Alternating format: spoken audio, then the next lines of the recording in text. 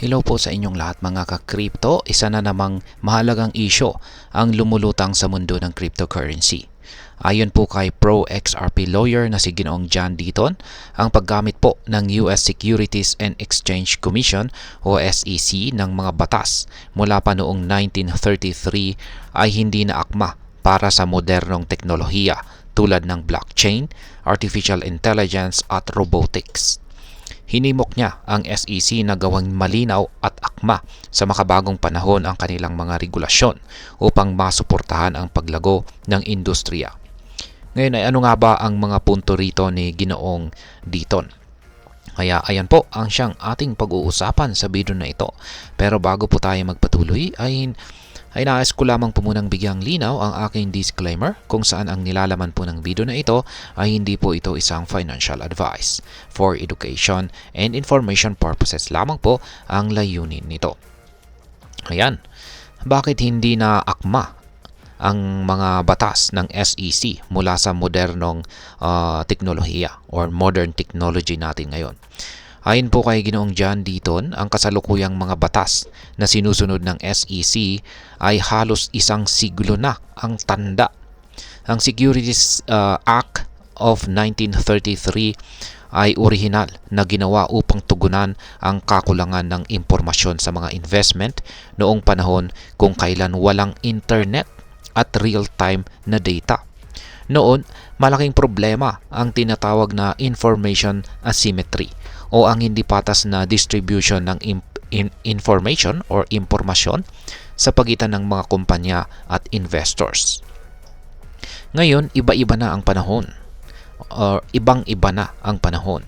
Sa tulong po ng internet at advanced technologies, halos lahat ng impormasyon ay accessible na sa real time kahit para sa mga retail investors. Ngunit ayon kay Ginoong Deaton, ang SEC ay tila nananatili sa kanilang makalumang pamamaraan na siyang nagdudulot ng kalituhan at hirap para sa mga blockchain companies na sumusunod sa hindi malinaw na regulasyon. Ngayon ay ano po ang mga panawagan ni Ginoong John Deaton para sa SEC? Yan, meron po siyang tatlong panawagan rito. Unang-una ay ang pagbabago ng regulasyon. Yan, naniniwala po si Ginoong Deaton na dapat gawing simple at malinaw ang mga regulasyon. Ayon sa kanya, dapat lang sundin ang simpleng prinsipyo na huwag mandaya, huwag magnakaw at huwag magsinungaling. Ang mga komplikadong regulasyon ay nagiging dahilan ng selective enforcement kung saan pinipili lang ng SEC kung sino ang kanilang hahabulin. Ayan. Pangalawa ay mga bagong pamumuno. Hinimok po ni Ginoong Deaton ang paghalal or pag-appoint ng mga leader tulad ni na Ginoong Brian Brooks at Ginoong Brad Bondi na suportado po niya bilang susunod na SEC chairman. Ayon sa kanya, ang mga tulad ni na Ginoong Gary Gensler, Ginoong Jay Clayton at Ginoong Bob Stevens ay masyadong nakatuon sa enforcement focus na pamamaraan kaysa sa pagbibigay po ng malinaw na direksyon sa industriya. At pangatlo ay ang suporta po sa innovation. Ang malinaw na pro-innovation na regulasyon ay hindi lamang po makakatulong sa paglago ng crypto industry, kundi magbibigay din ng kumpiyansa sa mga investors. Sa ganitong paraan, mapapanatili ng US ang pagiging leader sa teknolohiya, imbis na mawalan ng pagkakataon habang lumilipat ang mga kumpanya sa ibang bansa. Ngayon ay ano naman po ang papel ng Ripple CEO na si Ginoong Brad Garlinghouse sa usaping ito? Ayan, sinuportahan po kasi ni Ripple CEO Brad Garlinghouse ang panawagan nitong si Ginoong Deaton para sa patas at malinaw na regulasyon. Sa kabilang banda, mahigpit po niyang tinutulan ang nominasyon ni Ginoong Bob Stevens bilang susunod na SEC chairman.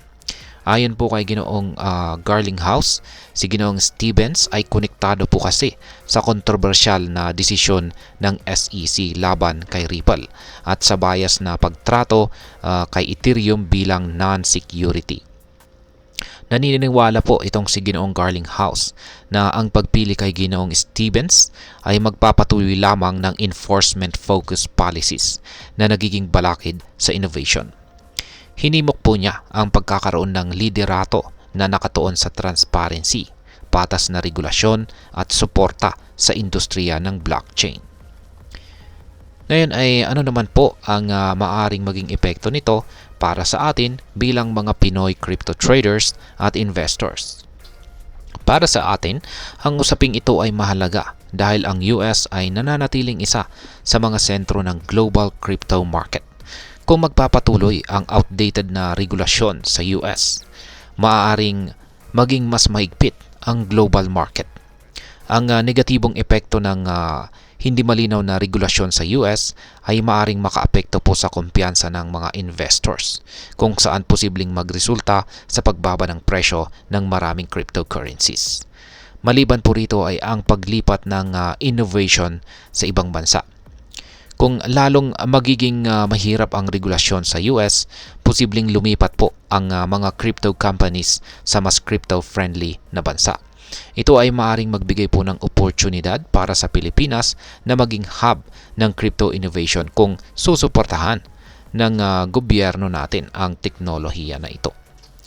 At panghuli ay ang pag-iingat po sa investments. Dahil sa kawalang katiyakan sa regulasyon, malaga para sa ating mga Pilipino investors na maging maingat sa pagpili ng mga crypto assets at tiyakin po natin na meron po tayong diversified na portfolio. Ngayon ay ano naman po ang aking masasabi tungkol dito. Ang panawagan po nitong si Ginoong John Deaton para sa modernization ng SEC ay napapanahon at mahalaga. Ang kasalukuyang sistema ay tila hindi nakakasabay sa bilis ng pagbabago sa teknolohiya, lalo na sa blockchain. Bilang isang Pilipinong crypto enthusiast, dapat po tayong manatiling mapanuri at updated sa mga ganitong balita. Mahalaga rin na suportahan ang mga hakbang tungo sa malinaw at patas na regulasyon, hindi lamang po sa US pero kundi pati na rin dito sa ating sariling bansa.